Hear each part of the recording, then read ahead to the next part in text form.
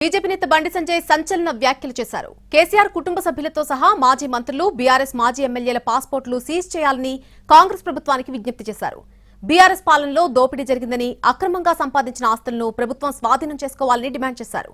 BRS నేతల అక్రమ ఆస్తులపై విచారణ మొదలుపెట్టగానే వాళ్లంతా దేశం విడిచిపెట్టి పారిపోకుండా పాస్పోర్టులను సీజ్ చేయాలన్నారు. కేసీఆర్ గారు తప్ప వాళ్ళ కుటుంబ సభ్యులందరి పాస్పోర్ట్లు సీజ్ చేయాలి. గతంలో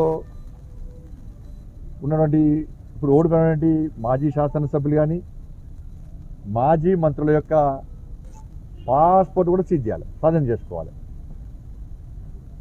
ప్రజలాస్తులు దోచుకున్నారు, ప్రభుత్వాస్తులు దోచుకున్నారు. ఎంత అరాచకం!